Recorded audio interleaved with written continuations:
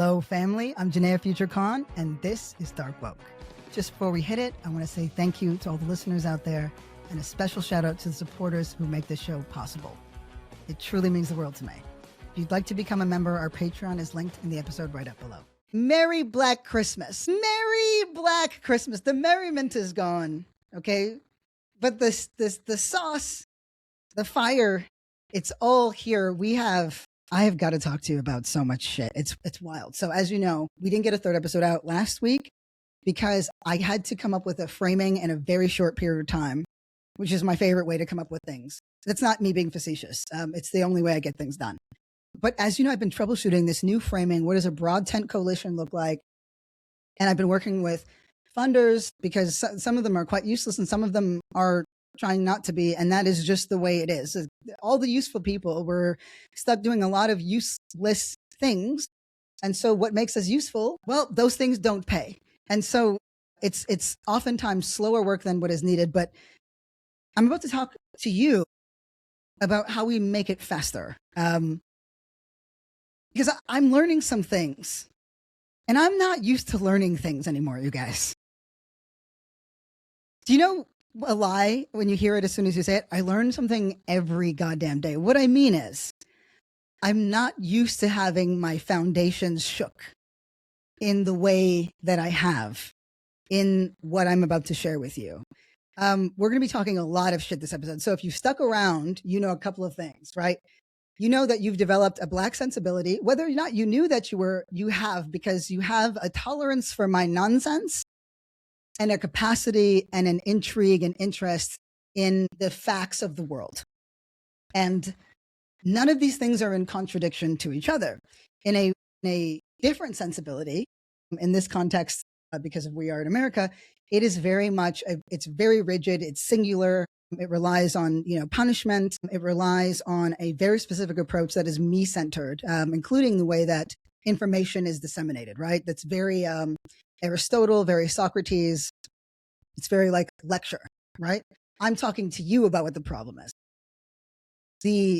This is what it's called in the textbooks, right? We can call it the Black American, but the African American rhetorical tradition is very much on call and response. The reason why I'm bringing this up is we're going to be doing something very important. I'm talking a lot of shit, but we're wedding the anecdotal and the factual. So in the episode before, we were able to really talk about the fact that America was sort of sold out itself, right? That Americans were never made stakeholders in the American dream and what that could have looked like, and that the death of a society, right, or an empire doesn't actually have to be this violent and ugly and disgusting. That's what the wedding between big tech, billionaires, and white supremacists. So I want you to go and put all of that, right? Now, the racial thought experiment, be more fluid. But thinking about things, musing on things, has actually allowed more connections to be made that are freaking me out. So that's what we're going to be talking about. And for the record, what framing am I talking about? This is just the initial stab, but it's all that we're talking about, which is Homeland versus America. It's a little smart. Or America versus Homeland. But the way to create this broad tent coalition is to have a deep understanding of race. I'm going to tell you why it's significant. And then I'm going to make you really fucking mad. But don't worry, it'll be the good mad, but you're going to get really mad about a lot of the things that we talk about. Because you think it's about Reconstruction and how it is exactly to do with everything this moment. But it also has everything to do with us in this moment. Because I love talking about us and these two competing ideologies that have existed, Homeland versus America. And I do think it's a way, because what that's been driving me nuts is how the left, we take no accountability for what happens in this country, even though it affects all the people we claim to care about everywhere else in the world, let alone when it's happening right in front of us. Right? So we talked about that. And we talked about this obsession with the me and the I, right? My truth, your truth, but it's my truth, right? You have to bend to me. And we've talked about that and how, we're starved for meaning. We're starved for community, but communities are hard and they're inconvenient, and that we've been spoiled with this idea of convenience, that anything that doesn't feel good, is not something that I should think about or care about. This doesn't feel good to me. I don't have to do it. And we've coded it with words like safety. I don't feel safe in this situation, or these are my boundaries. When again, it really is just about the person, the individual, the I, the I, the I. And so when you start thinking, right, you start to make the connections between something that felt anecdotal to something that is real. And then you have to do more research and you have to think and you have to think. But I've been thinking about this. And by the way, if you want a little bit more on the whole, like, convenience matters more than everything else, even the New York Times, not even the New York Times, but the New York Times put out an article, freedom with a side of guilt, how food delivery is reshaping mealtime. But when you hear about why people are ordering in, right? And I'm not interested in controlling, how this person thinks about something. That's silly, right? But we're not seeing how insidious our demand for instant gratification and the expectation of it is, how it's impacted us across the left more devastatingly than the right, because they don't have thoughts or ideas. They just repeat things. But now we're just repeating things and we're losing the recipes and the sauces, but that's okay. That's why we're here, right? But anyway, it's when you go, if you have the time, it's not important, but if you go and read that article, the way that people talk about it, like, it's so insidious, like this, I demand these things, right?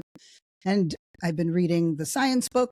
It's a really silly way of saying it, but it's a good time saying it. When we cease to understand the world, which reminded me of how essential it is, again, to cite and source, and how integral research is to our work, and also collaboration, all of which we don't model on the left because our body of work is not respected and we tend not to. And why am I spending all this time synthesizing? Because all of these things are connected, and I really need you to be in the fucking pocket with me right now, because I'm going to ask you something. Okay? I'm going to ask you something. Isn't it fucking weird that we're not talking about race at all in America? Like, at all. Isn't that weird? Isn't that weird that the entire administration is running on an anti-Black agenda? We're on the second day, we're going to be the third day of the 100th anniversary of Black History Month. Every Black person in America is singularly more impacted and targeted across the broad strokes of Trump's agenda than any other population. The roots of where it comes from are from anti-Black racism. I'm going to prove all of this. And after we're done talking, I'm going to ask us again, isn't it odd? Why are we so weird about something that everywhere else in the world can grapple with or deal with on some level? Oh boy, they're not amazing at it, right? But even South Africa had a truth and reconciliation, process. Of course, does that mean that, farmland in South Africa is not 70% owned by white South Africans, even though they only make up like 7% of the population? No, that's still a fact. But so it's not that, oh, okay, well, we don't talk about it because it will just end to change and then no, that's not how things work at all. It's very strange to me that for a country so obsessed with race, shaped by race, that essentially made its mark by race, through racism, its capital is directly connected. There would be no American wealth if there wasn't American chattel slavery. But we know very little about what started what, where that all came from. So I'm going to, make some things clear, but this is not a history lesson so much of it as a challenge. Because I had to think about it too, right? I know why I don't want to talk about race as much anymore, but what I've realized is that even amongst other Black people, we don't talk about race in any meaningful way. Sometimes for the really annoying folks who only kick it with white people, because again, kick it with everybody, y'all, all they can do is talk about how much white people drive them crazy. But to me, that is a sign of an immature person. I'll explain to you why. In fact, why don't we just start putting the work out and then deconstructing it as we go so that you can know what I know, so that you can be equally cantankerous. Now, before we start, because all of that was relevant. There's two things I want to bring back, though, just to put us into a Black sensibility, right? So I'm going to hit this pretty quickly to the best of my ability. Okay. Just want to go back to this Black sensibility thing that we were talking about, where it's the duality, right? All of us at once, our mess and our goodness are the things that make us amazing, the things that make us shit. Just remember what that feels like, okay? We're all part of this thing where we are both stupid and smart at the same time, right? And then I just want to add one caveat, one amendment to my listen to Black people. You know, remember in that last episode or whatever, when I was just like, all of us? You gonna listen to all of us? Okay, great. Just before we hop in, and let me tell you, you damn right, we're going to be talking about fucking Andrew Schultz, the Grammys, all of it. Everything you've been upset about or annoyed about for the past whatever is all coming up, and just roll with me, because okay. What do I mean when I say Black sensibility? Okay, y'all, I be reading, right? I be trying, I be paying attention, I be reading, okay? And even still, okay. So I'll be watching a lot of college ball, right? I watch a lot of college ball, a lot of basketball, a lot of football. And so I'd be watching a lot of college ball. And so I get a lot of commercials. And the commercials that I've been getting, I saw two, okay?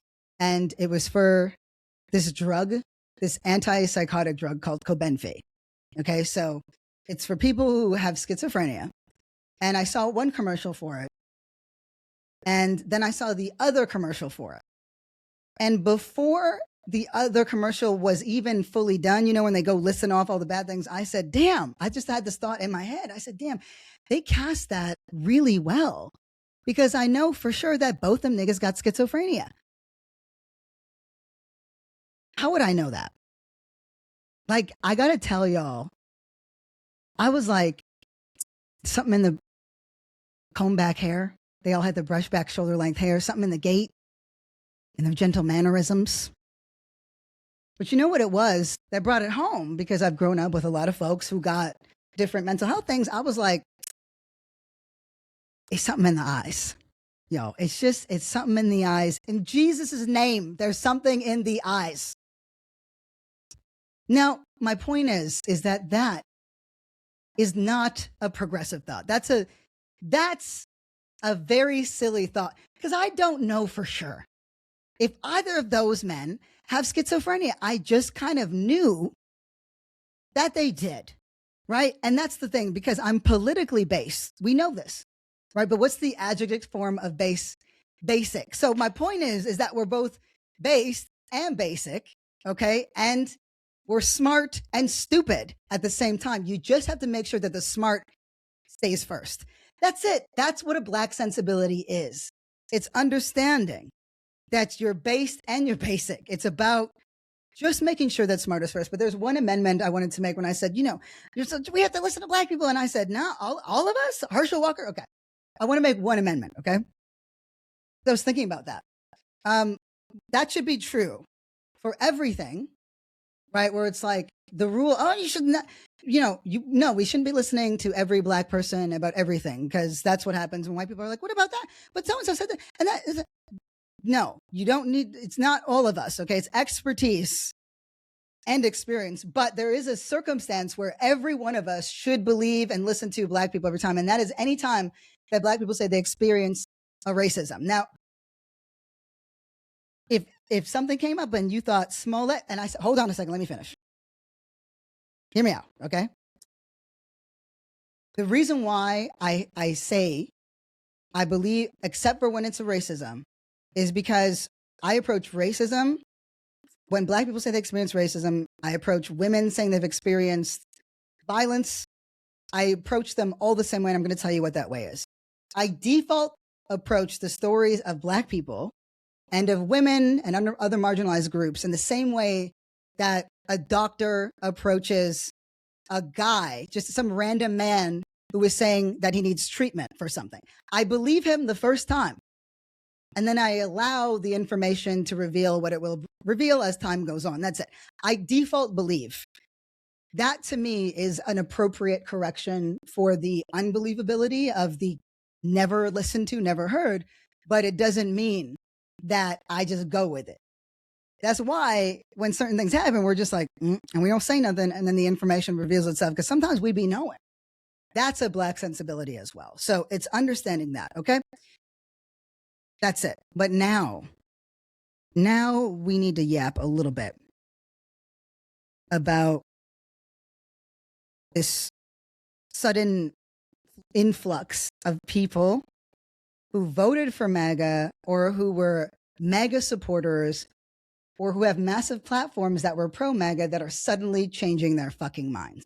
Because y'all heard me, right? I said, if you out on the streets, I don't care where you're from. If you're from that little posh neighborhood, it don't matter. If you're out on the streets, you are my comrade and there's a base view. And that is 100% true. That is 100% true. At the same time, we need a spot where we can talk shit a little bit about how annoying it is to be this right. But this is what's actually pissing us off, okay? It's that now through ICE, through the condemnation of ICE, right? And it's pretty unilateral. Like even the NRA got involved. And what you're seeing, celebrities, right-wing political pundits, liberal and to left yappers, right? Everybody agrees. I told you, this is the woke hell, right? Cops are getting racially profiled. The Black Panthers are the ops and the white boys are the Black Panthers in Minneapolis. That's what it's starting to feel like. But there's a specific brand of people who are now saying, yeah, like Andrew Schultz or Theo Vaughn or Joe Rogan, who, whether they know it or not, made a huge runways for the Trump administration, popularized their thoughts, popularized them, and use their massive platforms, right, to help onboard some of these ideas. I'm going to let this play. So, Corey, why don't we bring up the Andrew Schultz clip? But where you think I'm going to go with this, I'm not going, because I'm going to tell you something. Where I am going with this, I gag Corey. And I don't know if you know how hard it is to gag a faggot. That's what, they don't have a reflux anymore. Do you get what I'm saying? Do you get how annoying and significant this thing is about where we're going to go is? So listen, let's go for it. Let's pull it up. I didn't think what's happening right now with ICE could happen in America. I genuinely did not think that was possible. I thought I thought the Constitution would hold up. When I see it and then immediately defend it, I start to go, we gotta be very loud about this. Like it all of a sudden becomes not like liberal catastrophic thinking. It starts to become very reasonable, nuanced criticism of the administration. They have just made the most far left critiques of the Trump administration. Their reaction to this has just justified all of them. In one moment, all of their responses from Trump to Kash Patel, they have justified every single and I know people will probably look at this and be like, they've done a million other things to justify them. Sure, and that's fair. But this specific situation, I think, is a breaking point and it has justified all those criticism. I think people's antennas are way up, and people's antennas that were not up initially. This is like seeing the Epstein files. Because it's like, wouldn't it be nice if we got those? It's like, damn, y'all really been lying to us. Like, damn, like you really lying to us.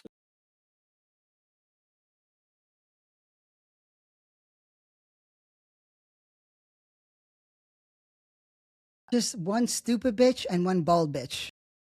Just two fucking dummies.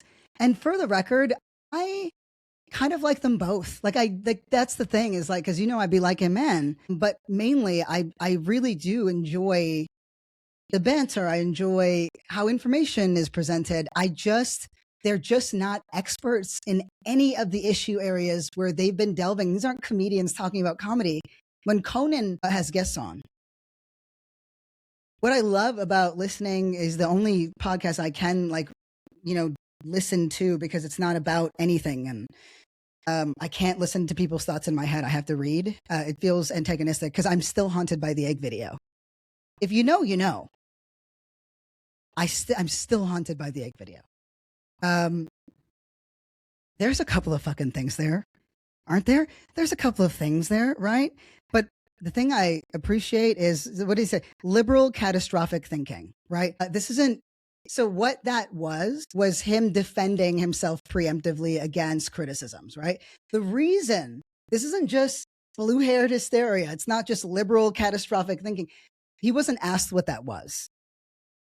What was the catastrophic thinking, right? It's not going to be from Charlemagne. Charlemagne's only the god when he's on the Breakfast Club. Otherwise, he's the silent, right? Otherwise, he's the Friday. He's the guy that just agrees with what Andrew Schultz says. Andrew Schultz has the gift of gab. I know, because I have the gift of gab. But when you hear him talk, it's Theo Vaughn is saying the same thing. Rogan is saying the same thing. I'm a huge, I love Tom Dillon, you know, and he's very much too been in this, hey, you know, these are just podcasters. Why are we expecting more? And you know what? I want to hearken back to, because this is the thing. How could you not be pissed off about this, right? What do we do with the fact that all of these fuck faces are who like have seriously either enabled, uplifted, made more aware or more impactful any of the beliefs of Trump, let alone Donald Trump himself, right? So that's infuriating. I saw SNL, they did a clip of somebody's Trump, you know, mom, right? Former MAGA. It's a really funny skit. They hit it sometimes. Most of the time they don't. But it's a really funny skit because, you know, it's a MAGA mom that's like, well, and maybe there was stuff there that was creating divides. And then everyone's just like apoplectic, like their heads are going to burst open because they want to say something so bad. And, you know, we're supposed to respond with grace, right? I don't need us to respond with grace. I need us to actually respond intelligently. And I don't think that we are. Let me try to make sense of this, because this is where I'm going to like lock you in. And then we're going to come with me.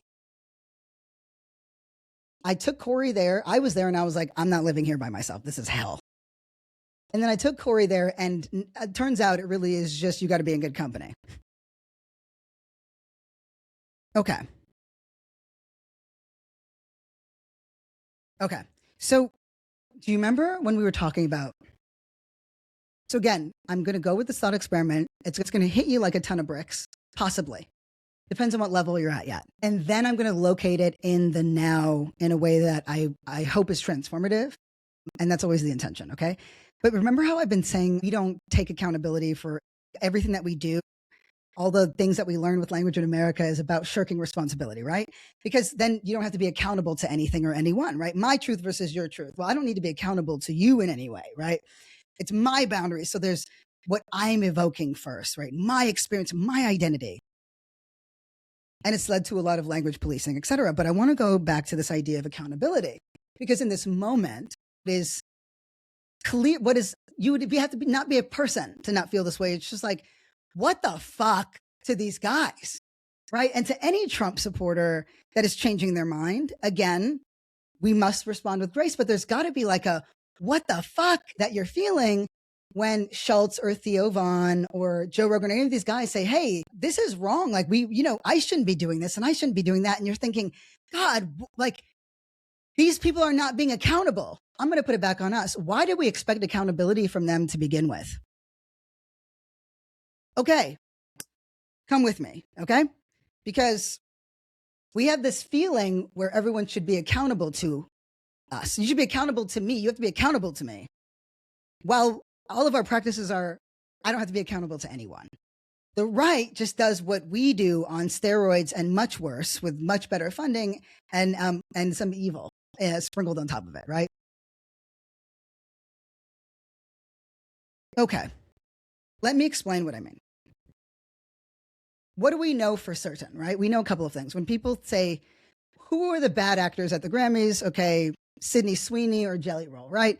Sydney Sweeney says she doesn't think about politics. I don't think that was at the Grammys. Sorry. That was in an interview somewhere else, right? Where she was asked, she goes, I don't think about politics. I just, whatever. I just make art. Jelly Roll at the Grammys, I don't think about politics. And what does that mean? Right? And we're just like, it tells you two things. One, These are not thinking people. They're quite stupid, to be honest with you. You don't have to stay stupid. They're just not smart. The stupid comes before the smart, right?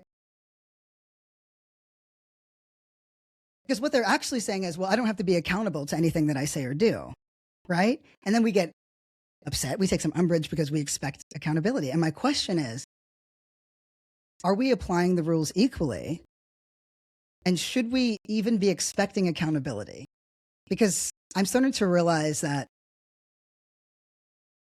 the strangeness with which race is not dealt with in America also has something to do with how we practice around the concept of it. Like it's really weird. I'll explain what I mean. And this might mainly be for Black people or for people of color at first and then apply more. I'm not sure yet because this is part of the thought experiment, but this one is more based in fact. Like once I got past, talking about transness, because I needed to get out of the way and I was like, okay, does the liberal framing help?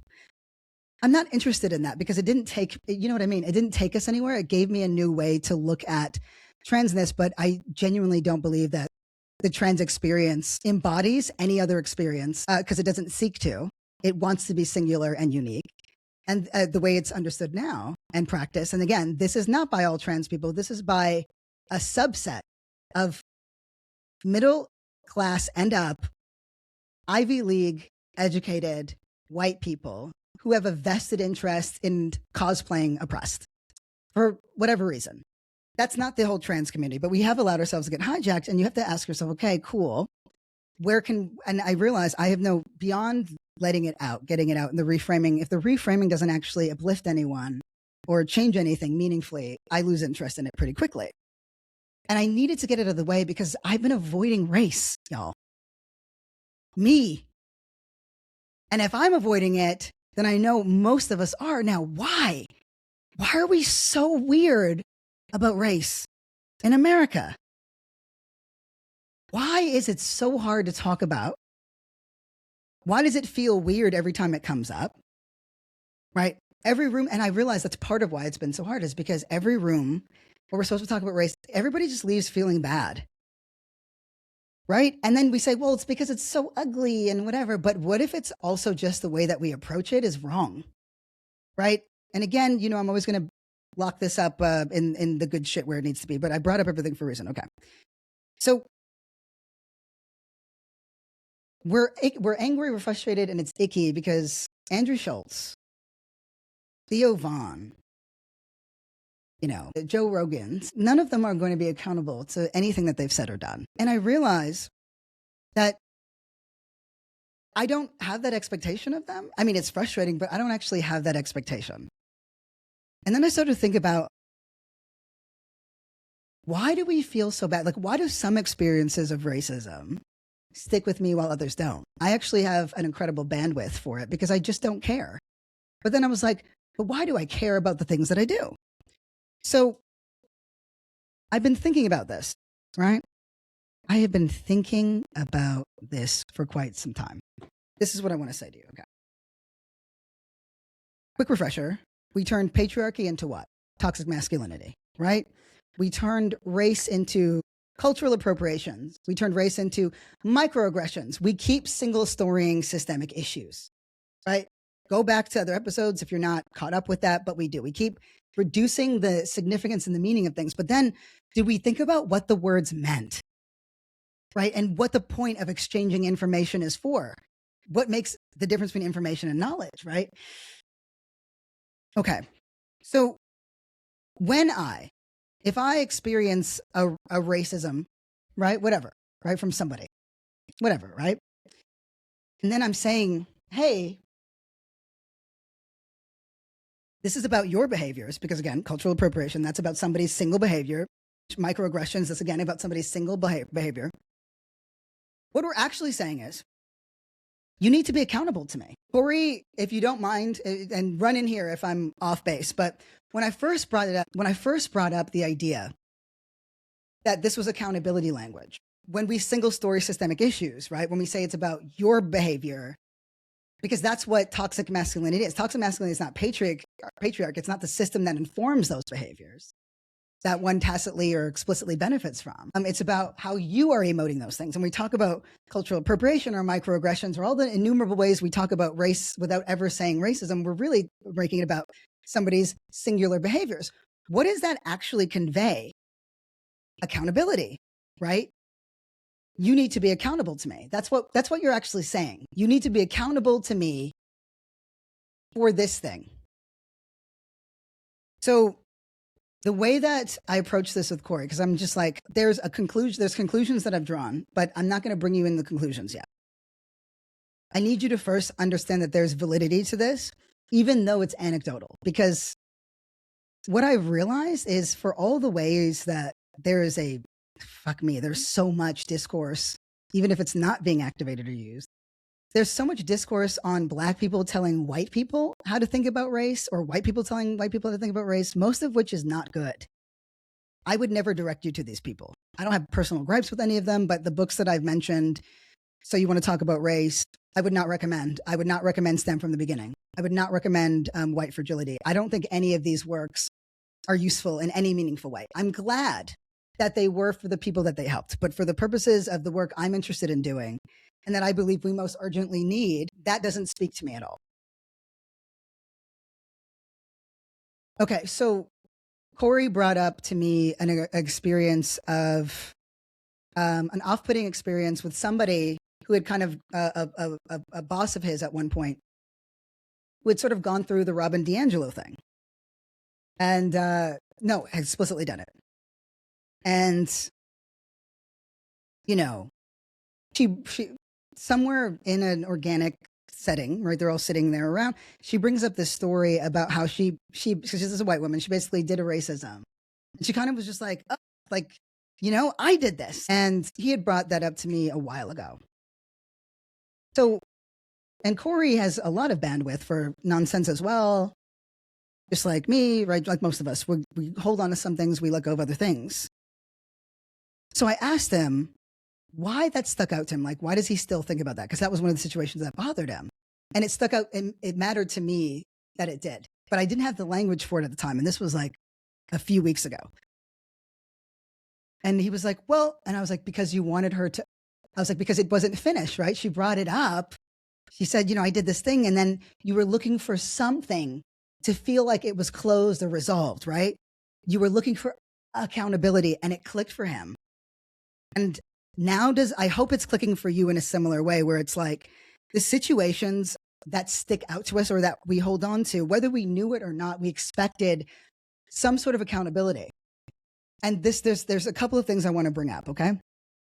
Because the question isn't like, what's wrong? No, it's literally, what did you actually want from that? And we're not asking ourselves these questions enough. Like, do you really want to hold this person accountable? Okay, we keep saying that, by the way. We need to hold these people accountable. Do you know how hard it is? Do you know how long that program is? Do you know that when you invite somebody into accountability, you're a part of it too? And you have to stay and help them and watch. Like, do we get what accountability looks like? No, because what you want is punishment. You don't want accountability.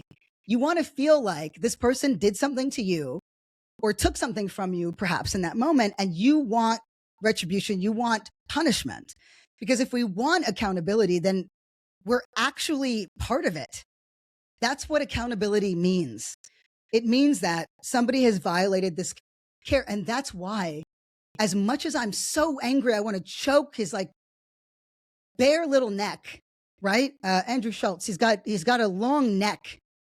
And you can just see that stupid haircut of his just shaking, like the gel would break and it would just shake, right? But I don't want to hold him accountable because I know how hard that would be. I know how difficult. And I also know that I would have to have some kind of relationship to this person, because that's actually the only people who ought to be accountable to you. Otherwise, you didn't do things or say things the way that I wanted to, or the way that you should have. And you need to pay for that. That's not what accountability is. It's not. Everything's just grace and everything's fine all the time, but it is a very involved process. So I'm putting it back on us, right? The questions I wrote down, right? But why? Like, why do you seek accountability, right? Do you actually care if this person's behavior is meaningfully changed? Do you want to sit back and observe that? You want to help them make that change? Because you'd have to see it through. That's what accountability is, right? Does this person care about you at all? Do you really care about this person? Right? This is ultimately what Toni Morrison meant when she called racism a distraction. It wasn't like, hey, if we think about this, if we think about racism too much, or we talk about racism too much, it's taking away. If we keep applying it to policies, that's not what she meant, right? It was in the context of how much more do you give the void? How much more do you let it take from you, right? So when my friend Shaq and I, who's also Black, gets out of the car, we get out of the car. This is the first time I'm in North Hollywood. North Hollywood is, where these comedy clubs are, right? So it's my first time hitting mics in North Hollywood. NoHo. And as soon as we get out of the car, my first experience of it, the car is zooming by and it's like, niggers. And Shaq and I laughed. Do you want to know why I could laugh? Because it's fucking stupid, but also it has nothing to do with me. I'm not interested in holding that person accountable. That person can't hurt me. I have no relationship to this person whatsoever. This requires a level of diligence and maturity that is a very difficult thing to hit. And it's not an exact science, right? It depends on a lot of things. But because I've been doing it for so long, I don't fear what anyone that I don't know or don't care about can say or do to me, because they've all said and done the absolute worst. I care about what the people who care about me say and can do to me. That's what matters. That's who I'm holding accountable. That's who holds me accountable, right? I care about the belief system that that my job is to defend and protect. That's where my years and peers are. They're going to hold me accountable. But do you really want to hold Andrew Schultz accountable? Like, is that what you really want? So I want you to think about what I'm bringing this down to is, why are you weird about racism? Because you are. I am. I'm starting to get closer to why. Like, why does it feel so hard to talk about? And I'm really going to put it in the context of right now, and how silly it is that we're not is going to seem very silly. But ask yourself, like, isn't it weird and hard for you too? Like, you don't want to. It feels, and it makes sense because there's been so many times where we have gone into these rooms, and I can speak as a Black person. I'm talking about other Black folks' experience, but I'm also talking about some of yours, right? Who aren't Black. But you go in and we're not clear on what we want from the exchange, because we don't talk about race anywhere, meaningfully at all in the West at all, point blank period. But nowhere is more egregious than here. For all these other places, they can pretend, right? They shouldn't, and they ought not to, and they can't, because we know.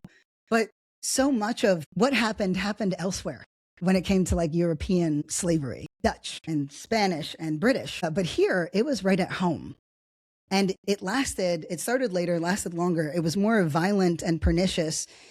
But again, that depends, right? If you're ahistorical or not, because I can tell you that the cane fields and the rice plantations were fucking brutal. But what made this so brutal was what was born out of it. And it impacts us everywhere around the world, but you could really see it manufactured here. So again, it's not that it was more brutal, but it's brutality in its purest form. Because once the God part, which was some of the justification, and then the science was some of the justification, right?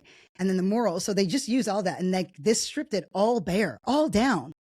And when you find out what people chose, you start to really understand things differently. But first and foremost, I want to locate it in the us. Like, I started to realize, can I even talk to you meaningfully about Reconstruction if you can't even sit through and be open about how I talk about race? I saw Corey open up in the way that I had opened up, where I was like, wait, yeah, I have approached this. All the lessons I have about racism, and not about like the institution of it. I mean, about my own reactions to it. Everything else has largely been my own, because we don't talk about it. So we don't go in understanding what right-sized expectations should be, or where we should be putting our attention and energy. I don't care about holding these guys accountable. I would love it if they did, but I'm not interested in doing that work with them. I want to make them less relevant, less influential by uplifting the right people and shoring up our power base. Because I'm doing work that is more meaningful. But especially if we're not doing work, you think that's the work in the same way that you think policing language and other people's language is the work. It's not. But it's a hell of a lot easier than going inward, right? If we're honest about why we don't want to talk about race, it's because you never feel better. You never feel good leaving a conversation. You never feel like this evil can close. But a big part of it is because you just went in without clear expectations of what one should leave those rooms with. That's it.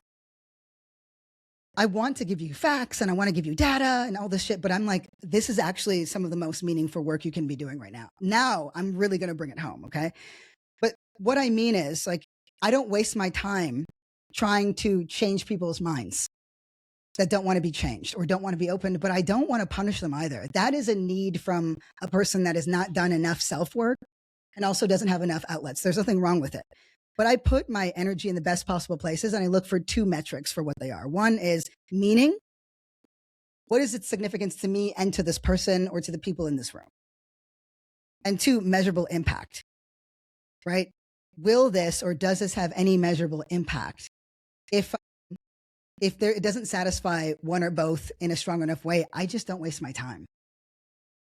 Again, my job is to be the light, not to make people see it. But I realize that we're not emotionally regulated when we walk into these rooms. That's partly why these loons who happen to be younger too often come in and blow up the entire leftist fucking agenda where we were going to talk about how to build a fucking, labor movement because their personal needs weren't being met. Because somebody said something that felt like racism, or maybe made a stupid joke that wasn't. It was like, you're not supposed to do that here. That's not supposed to happen here. My needs aren't being met here. I don't feel yeah. But if you'd gone in understanding that that's not what this is for, and that you're not responsible to holding, like, you don't actually need to hold this person accountable. I'm giving you permission not to, because you should be putting your work where it is useful, where it is transformative.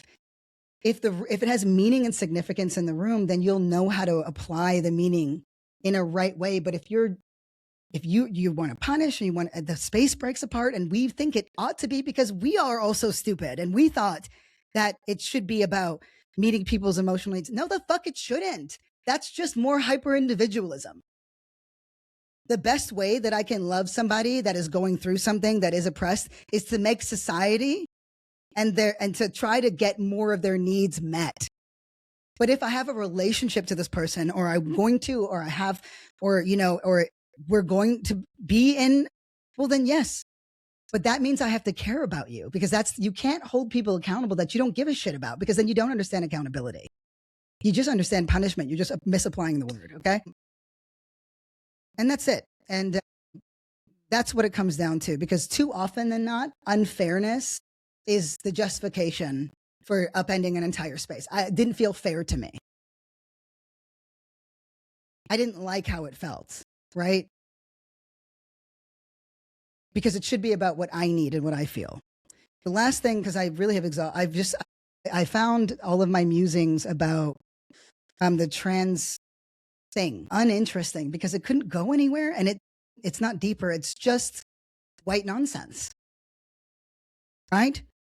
Did the obsession, the sudden, almost overnight obsession with ADHD or neurodiversity, did it lend to greater protections, better policy for disabled people in any way, shape, or form? No. Did it stop? Did it even care about or mention the dismantling of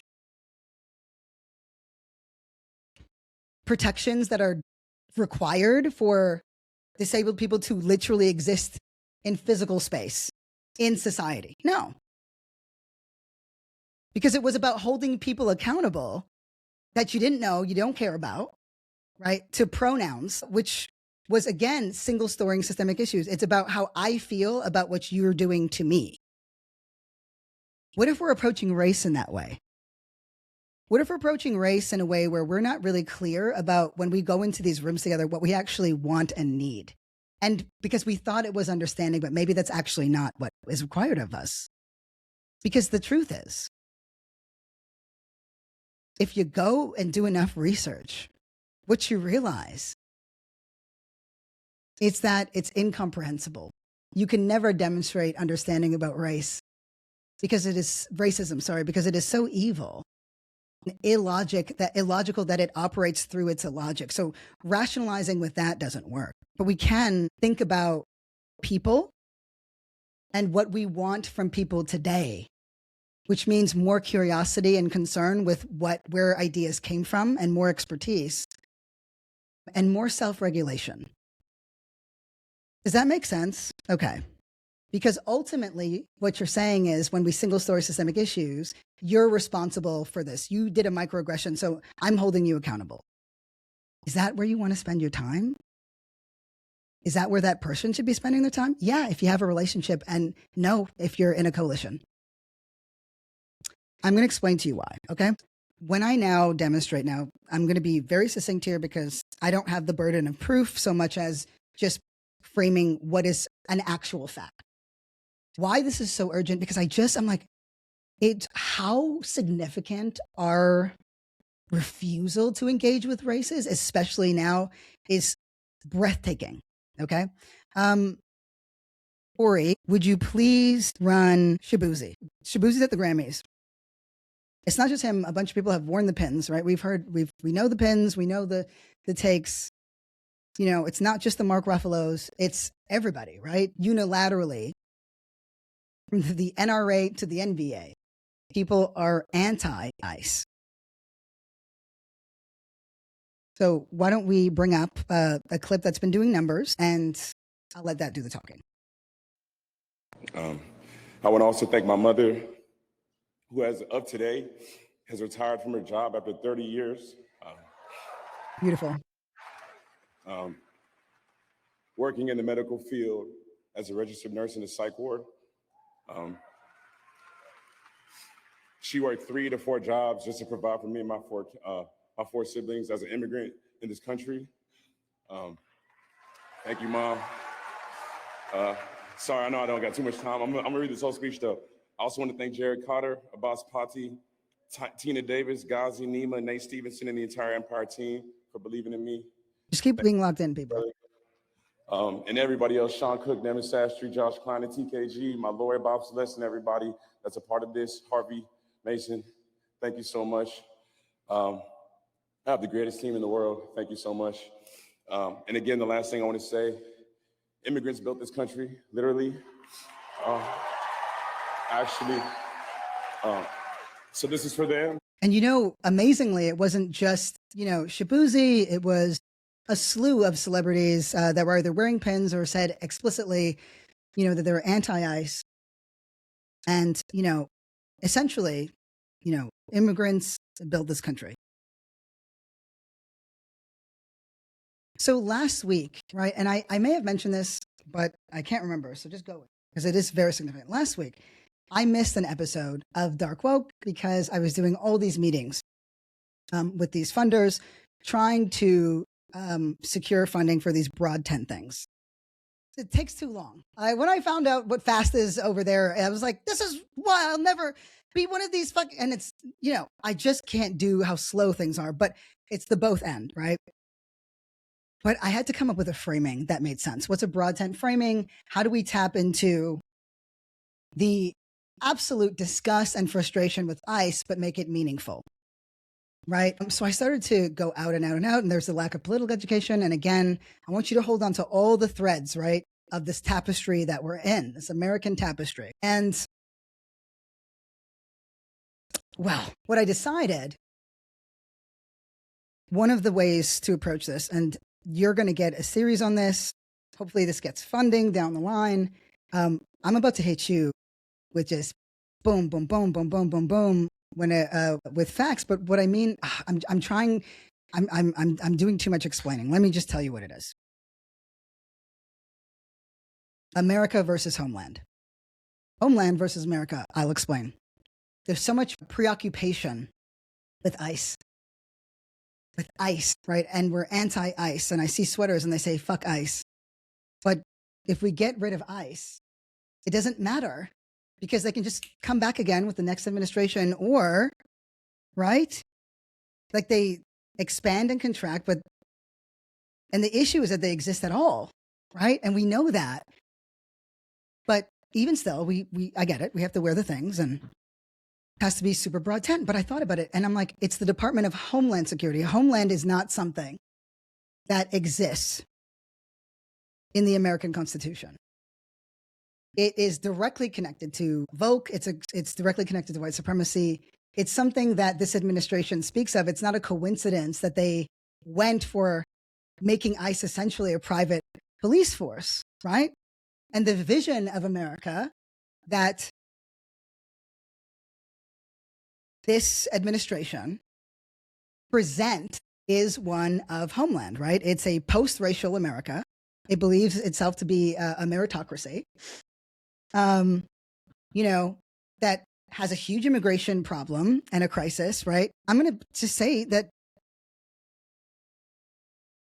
if you believe that, you're a Homelander. One of the most popular TV shows in America, The Boys, obviously had Homelander as the villain. So that was an easy sell for me. But also, in reading about and researching Reconstruction, which we are going to be talking about this week meaningfully, I'm about to say some shit to you that's going to blow your fucking mind, ideally, is that it's always been Homeland versus America. And as you know, I've been so frustrated because you want to hold Carol in your meeting accountable. You want to hold Jeff accountable for that weird thing he said or whatever the fuck, whatever stereotype he referenced and whatever joke, but you don't want to hold America accountable. You don't want to hold yourself accountable to being an American.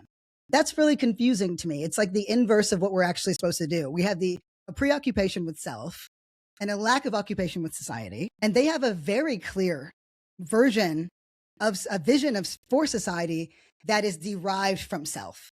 Selfishness, self-absorption, that's Homeland. We said it was America, but again, first of all, I'm smart, so we have to go broad tent. I listened over and over and over again. I've been in how many protests? Can't even name. What's come up, though, across the board is, this is not what America is. Homeland versus America, but it also made other things clear for me. Now let's put it in the context of what I know, right? Immigrants built this country. No, they didn't. Immigrants didn't build this country. Black people did. Black Americans built this country, formerly enslaved Black Americans, and Black enslaved from the moment they were born to the point of when they died, did it. I find it fascinating that a Black man is saying this. And again, I'm not disgusted or whatever by him at all. I understand. I also know that as a Black person, to name race explicitly is to literally endanger yourself. But it's not because of the bigots. It's because of the people in the room. Because whereas we as people of color, even as Black people, might not have known that what we desired was accountability.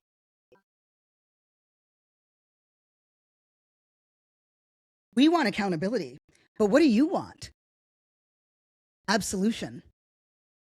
Forgiveness? Ease.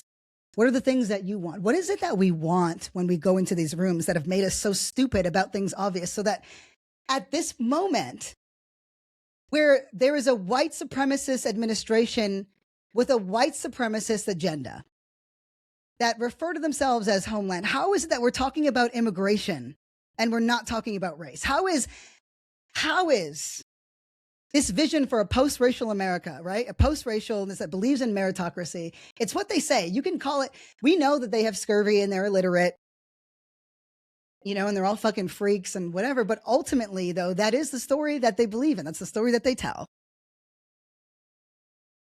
And they've shored up enough power to make it true and to proliferate our culture with those beliefs. But how is immigrants built this country any different from I don't see color? How is it that we're talking about this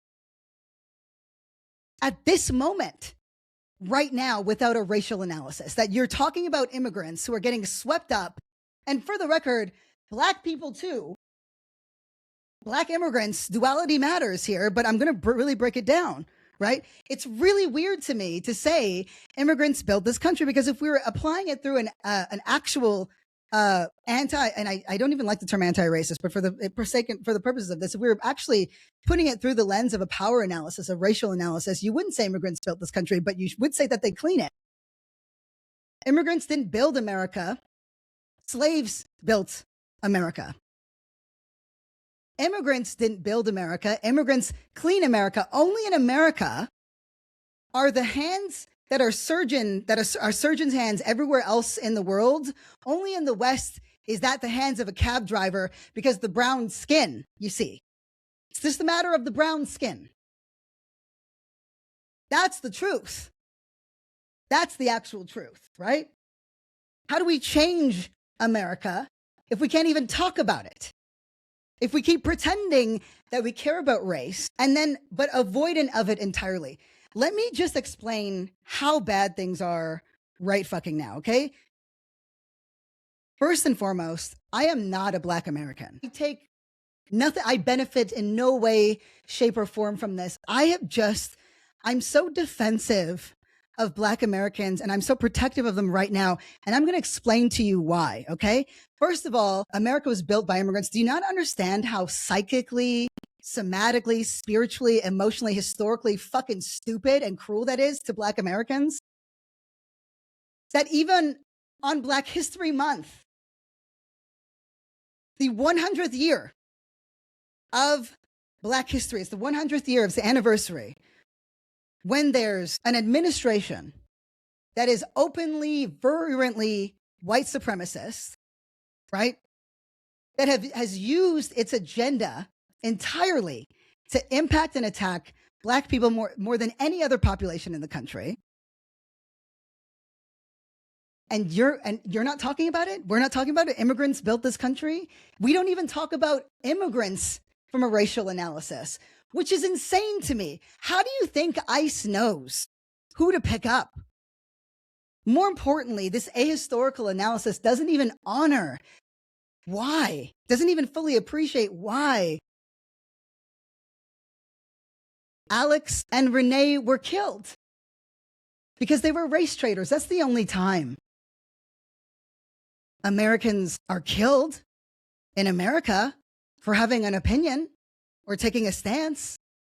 There's no other precedent for that in any meaningful way.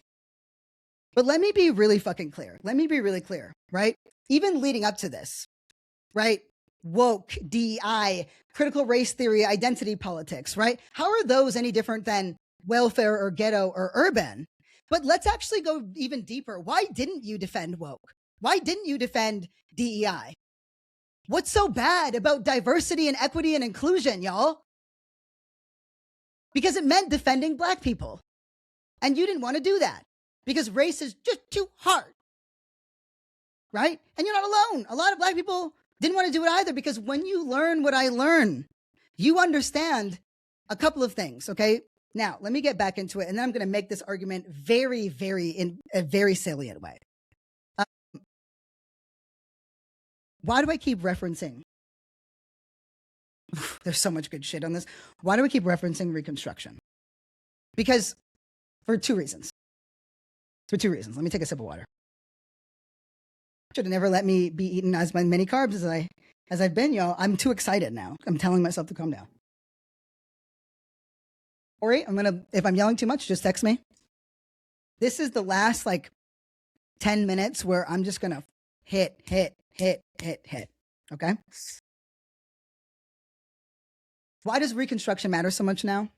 A, it's one of the most understudied, underappreciated times in American history. Right?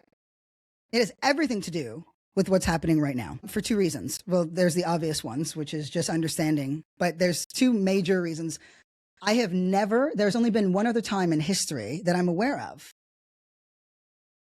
where white supremacists have owned the cultural landscape as completely as they do now, right? But are we even thinking about it in those contexts? Oh, but we call it the manosphere, right? Not men. All of those guys that you hate, they have Black friends. Do you? Not y'all. I'm your Black friend. You can use me if you want, okay? Just because you're listeners, I'll throw you a bone, I'll say it. But no, you get what I mean, right? All of these guys, but again, you think the accusation is accountability. No, it's not. But let me really break it down. The last time that white supremacists had this much of a chokehold on the American culture, on the entire zeitgeist to pump through their anti-Black racist vitriol, and just their racism in general, period, was directly following Reconstruction. And you'll learn a couple of things, right? So that was actually the first social media war, because at that time they just figured out, oh shit, we can print in color. Oh shit, we can make cartoons. This is prior to, films being the norm. They realized they could print images and do all these things, right? So I'm going to go in depth in tomorrow's episode, the episode after that, about just what went down during Reconstruction. But what I need you to know is that it was fought back by coming up with a new Negro, and that's where Frederick Douglass came in and put out a bunch of other images and other stories. But why that was so significant is because if you understand Reconstruction, you understand that white people who were abolitionists, they were abolitionists 100%. Out of the 12 people who funded, it only took about 12 people to fund the entire abolitionist movement. Because you can get things for $1 and 6 raspberries back then. It was 11 entrepreneurs that funded it. But what the story that we often get is it was a war, and it was the anti-race, the people who were against slavery and the people who were for it, and it was the South. But it doesn't actually, first of all, that's not correct. But most importantly, the difference between the anti-slavery and pro-slavery coalitions in America were just that. What they shared was anti-Black racism. Do you understand? Right? They had no interest, both of these populations, and really the populations across the board. If you go back to what was being written about most of that time, it was constantly referred to as the Negro problem. What do we do about the Negro problem? The Negro problem, you bring all these people here, but you don't really want them here, and you don't want to look at them, especially after what happened. So again, understanding where these things come from, why I'm so clear about calling something, saying what we're fighting for is America versus homeland, is because for 10 years, we could have had a significantly better country. Because I can't imagine what it would be like if Corey and I were enslaved, and then suddenly they were just like, you're not slaves anymore. People were literally just like, oh, where do we go? I don't know, first of all, I definitely act a damn fool. But it didn't change racist attitudes. That was never confronted. In fact, it was solidified and codified coming after that. Once people started to see Black people doing well, there were senates, whole little state senates that were just Black people, because there was 750,000. Once white people, including abolitionists, white people, saw that Black people were doing well, they couldn't handle it. So they were like, we don't care if you guys take whatever. Also just didn't think, or they just didn't think about Black people because they didn't want to think about Black people. But this idea that there were those who did, those who cared about Black people, and those who, is not correct. Everybody just didn't care enough, I guess. And the people who did were the ones who were fighting side by side. Again, it comes down to having meaningful relationships. But I'm not interested in indictment. This is really about understanding, because what came after that immediately was a litany, a slew of the Sambo, a slew of the racist imagery with the big googly eyes and the red lips. And, Black people are lazy and stupid and criminal. And what are the questions that but what are they going to do? What do they do? What are they going to do if they're not enslaved? I'm scared of what they're going to do. I'm scared of what they're going to become. Some people have referred to this as kind of neo-slavery. All of this, which came before Birth of a Nation, actually justified the making of Birth of a Nation, because that's how effective these stories were, because people already believe them. And that's been what's informing every step of our way along the way. So the Negro problem was never solved because it wasn't a problem, but I'm going to reference that again in a moment. So that's the one significant thing that you really need to take away, is the parallels are staggering, which is why I'm anti-educating the masses about racism. I don't think we need to care if they're more informed or not. I think we need to make the people who do care about racism, we need to put those people in power, and we need our policies to reflect that, and they will go along because that's what they do.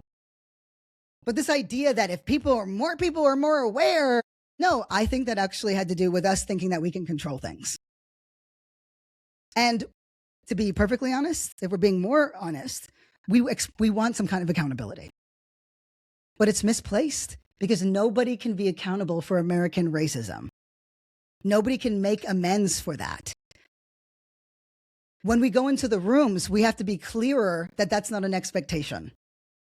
Because it is. White people are like, I feel so bad. I fall apart. Why? I can't deal with this. Useless, right? But honestly, that's not what we need them for at all. We don't need Black people to either. We don't need to go in being like, we need to hold you accountable for racism. No, we don't. We just need to make it significantly less powerful.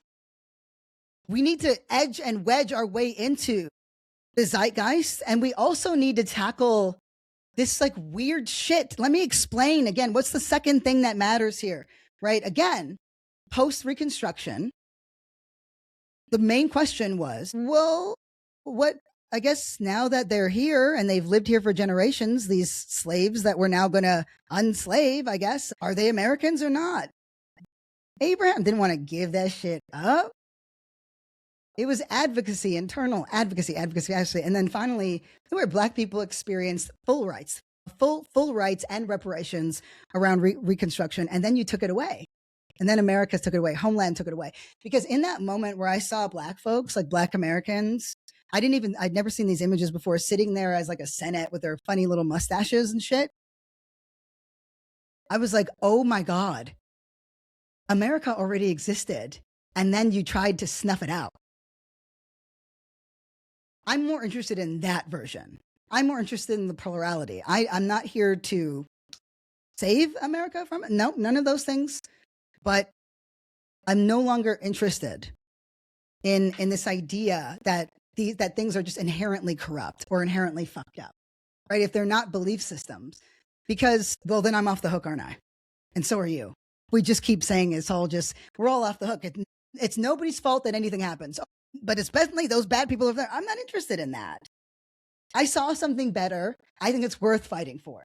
So Homeland versus America. But most importantly now, if you are immigrants built this country, if you're a Lin-Manuel Miranda, ahistorical, useless being, you're a Homelander to me. I'm not going to waste my time. And by the way, you can be one and then not be one. It doesn't come with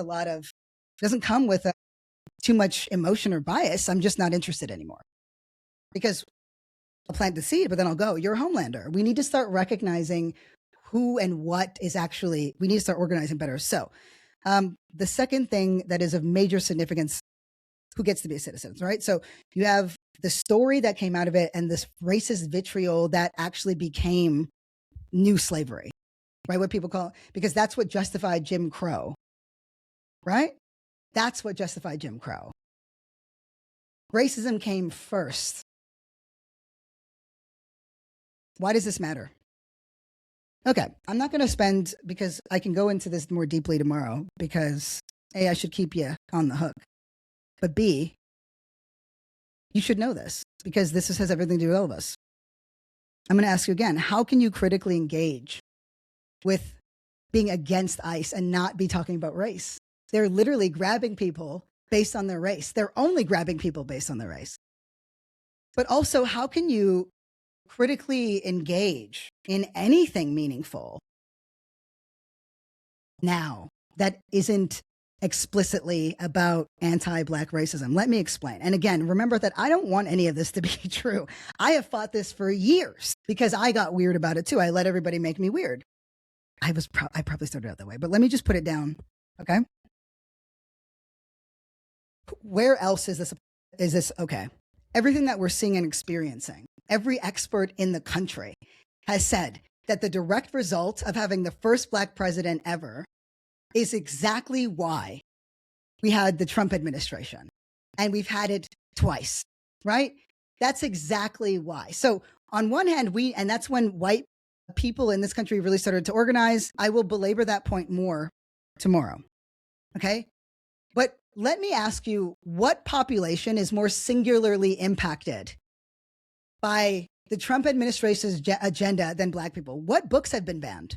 Because we know they attacked woke and DEI and critical race theory. By the way, what was so bad about DEI? We didn't protect it, did we? Because we don't want to deal with Black people, because anytime you mention race, that's what you actually mean. You actually mean Black, right? And we don't want to deal with Black. It's too hard. It's too scary.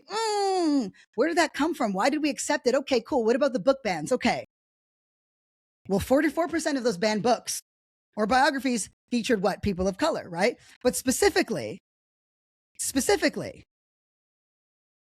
books were targeted that 29%, so nearly 30% of those books dealt with Black people, Black American history, whatever, right? So we know that. Any books that were specifically about race, out.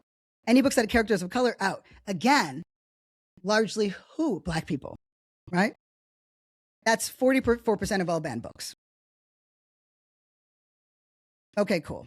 I just wanted to make sure that I really go in, but let me tell you the list now, okay? Again, I want to tell you, there is no population in America more singularly impacted by Trump's anti-Black agenda than Black people, but it would mean having to care about history. The targeting of Black cities. Oh, I've heard every person tell me why they think it's Minneapolis and why they threaten Chicago and why. I've heard every other reason except for the fact that there are Black people in those cities. Yes, they're functional welfare states. Yes, they're bastions of, or not bastions, but they're definitely, liberal strongholds. But do you think it's a coincidence that where Black people are, there are liberal strongholds? Any city that was led by a Black mayor or had a majority or significant Black populations were the cities targeted, point blank, period. Okay. What about Black economy? Right. Oh, but we don't care about that anyway. Right. But what were the impacts of anti-DEI legislation? We treated it like it was a joke, like it was nothing. There's an actual quantifiable, measurable economic impact from these attacks, not just the fact that the federal government has been gutted. Well, who are the primary people in the federal government? Oh, it was Black women, right? The unemployment rate right now, this is as of 2025, December, is 3%, which is the lowest. That's the highest level it's been at since COVID, which is a direct result of Trump's his economic and domestic policies. Right? You've talked about farmers, which I know you don't give a shit about, but you didn't talk about Black people. They said it was all about anti-DI. We still didn't talk about Black people. Who do you think's most disproportionately impacted by this affordability crisis that we have, right? And tomorrow I'm going to quantify all of this with more facts. But why don't I go on, right? Because maybe there's more, right? What about the dismantling of the education department? Whose history has been most removed? What has Trump been the most open about? In not just in schools and in education resources and material, but in museums, right? And what specific history is getting removed? Right. Black American history, right?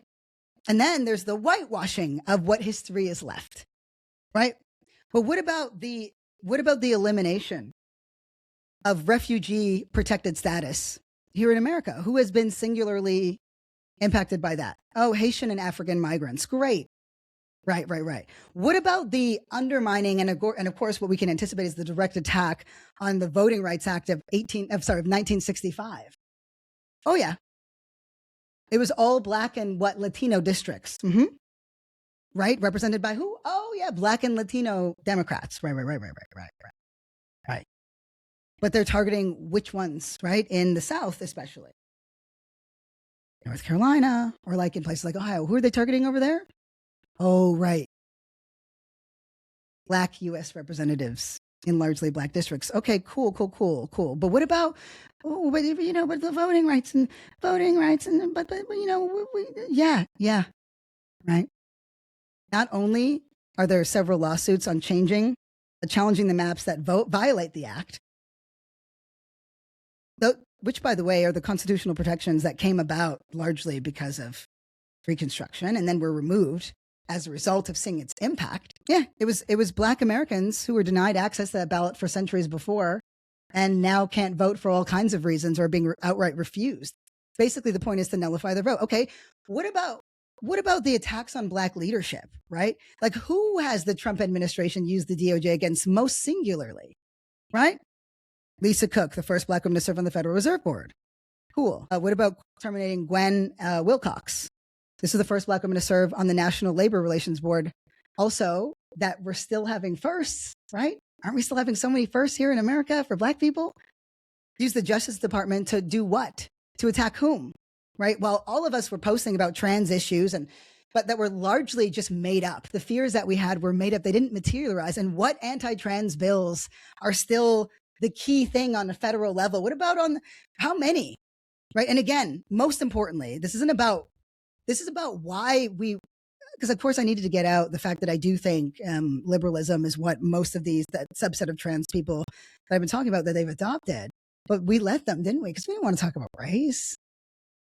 So this was something I can really attach to, and it kind of talks to me, but it doesn't come with all this baggage. Yeah, I'm going to go for that. Yeah, totally.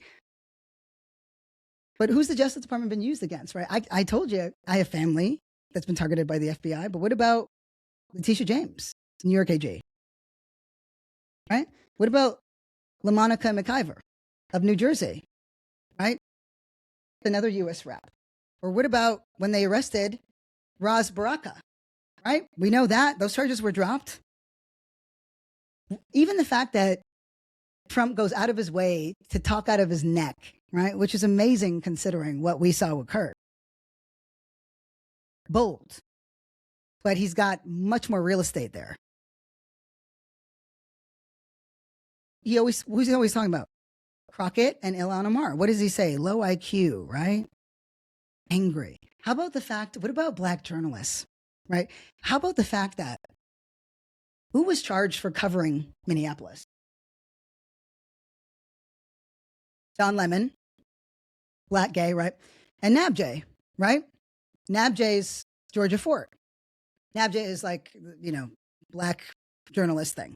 But you probably don't know about that. I'm not even going to waste your time with the Bondi clip because I'm going to substantiate every single thing that I'm saying tomorrow and juxtapose it with, because the last thing that they have in common, this moment and that, is this is the first time and the only time since Reconstruction that the rights of Black Americans, which has to do with every other American, for the record, every non-American that lives in America, is being systemically or systematically targeted and reneged, pulled back on, or abolished entirely. This is the only time that there are parallels. But we talk about things like we're more advanced, right? They're going after Black journalists, but let's go deeper. What Black journalists exist on major networks? Actually, we don't even need to worry about. What about lefty ones? What about the Majority Report? What about Midas? What about our favorite streamers like Hassan, or our favorite, lesbian yeller people like Dean Withers or whatever his name is? Do any of them talk to any Black people whatsoever? Do they report on, and we just don't think it's weird at all? Okay, cool. Well, what about the historic cuts to healthcare and social services? That also disproportionately impacts who? Okay, cool. Abandoning the enforcement of civil rights protections. Oh, yeah, that too. Right. And I'm going to go deeper on every one of these things tomorrow. I guess my question is, right? Because again, I didn't say nobody else was impacted. I said there's only one population that is singularly more disproportionately targeted and impacted in every feasible way. That's Black people in America are disproportionately targeted and disenfranchised by the Trump administration's agenda in every meaningful way. From who ICE is targeting relative to population, the targeting of Black cities, the banning of books and education, the targeting of journalists, right? Dismantling of the education department, the rollback of and the attacks on the Voter Rights Act, which is the Civil Rights Act of 1965, right? All the way down to who was most disproportionately impacted by the reversals on diversity, equity, and inclusion initiatives, right, that have become synonymous with Black. In what other context, in what other world would it be acceptable for us to not talk about racism right now on Black History Month with the most openly white supremacist anti-Black administration that has existed since like the 1900s, early 1900s, right? With the most openly anti-Black agenda, the normalization of racism on levels we can barely comprehend. A private police force or the equivalent of an ICE that is targeting people based on race right? That sees white people who help as race traitors. In what other context would it be okay to not talk about racism except for America, where we're not? Don't you think it's weird? Don't you find it weird that you're not talking about race all the time and racism on this month in particular, on the 100th anniversary of Black history in America? Don't you think it's weird? Don't you think it's weird that none of your favorite streamers, none of our favorite lefty news platforms, none of them talk to Black people or have regulars on in any meaningful way? Nothing that they do strikes at this. Nobody's talking about this at all, except for maybe like a joke here or there. Don't you think that's fucking weird? Like, I can't fathom when you look at this objectively, right? And because again, I've been very science minded, right? I am seeing how so much of how science must be approached is an openness, a curiosity, a collaboration, and a group of challenges, but mainly that it demands expertise. You must be able to engage meaningfully and comprehend meaningfully and demonstrate how you got to where you're going.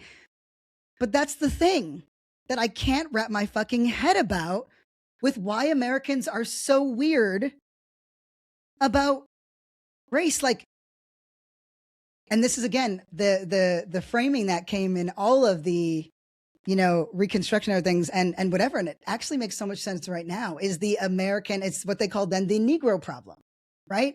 Sometimes you've heard it as the race problem, but here's the thing, right? If this was science, we would look at this objectively and we would know that the only way to solve for America's nonsense and to change this into a better country is to create an equation for anti-Black racism. That's it. Because otherwise, all we keep doing is like, we're trying to like measure or define nuclear and high energy physics without ever having made up or just completely rejecting E equals MC squared. You'd be fucking stupid to do that, wouldn't you?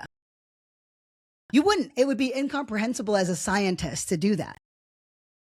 And yet somehow we're all being so weird about race that even when it's literally explicitly told to us that this is why that's happening by our opponents, by our ops, we still don't want to talk about it.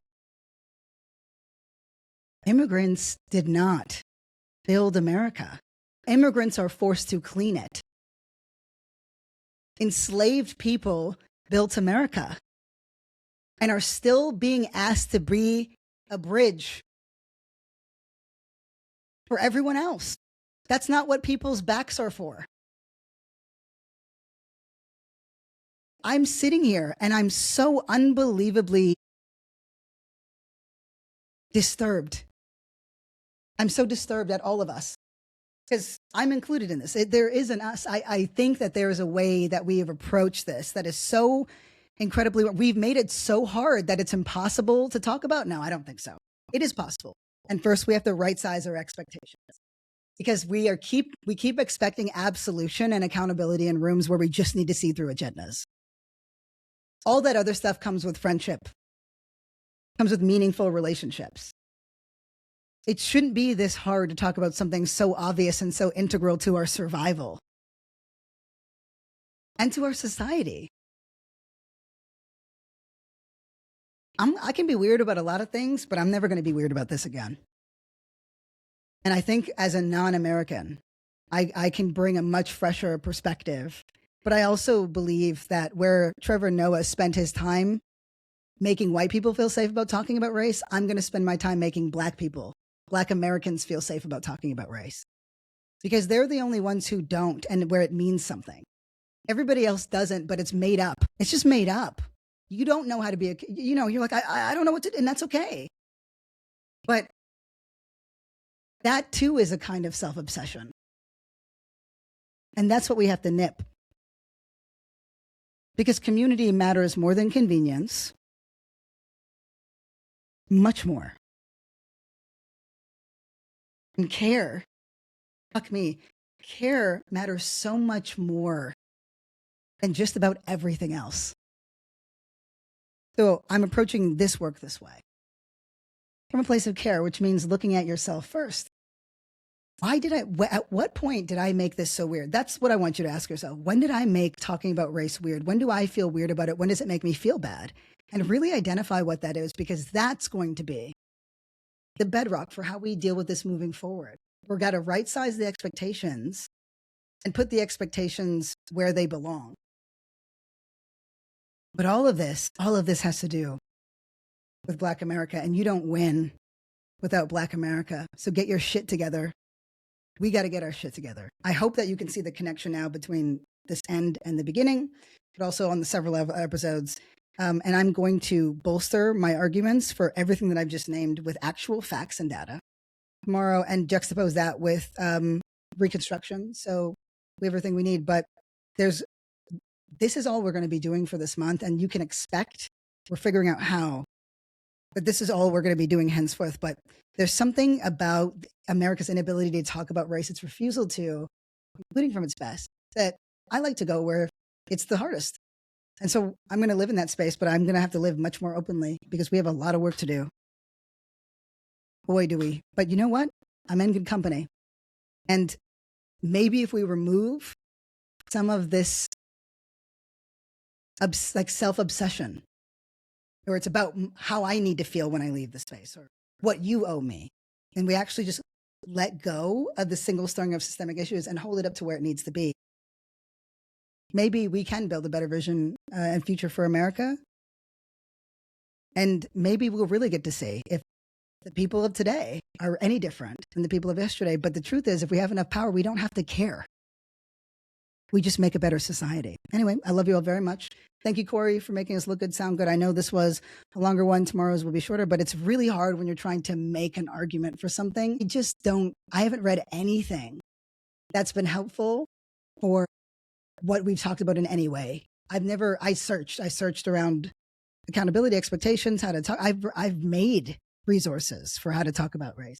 This is the first time, and how to approach it, how to think about it. This is the first time where I'm realizing what the deeper cultural practices have become that have honestly created almost pathologies. Like everybody just shuts down, and I couldn't see the utility of trying to educate even those who need it, right? We need it. If we couldn't address our own emotional and personal hangups first, because they're a problem, and they might be the most serious problem,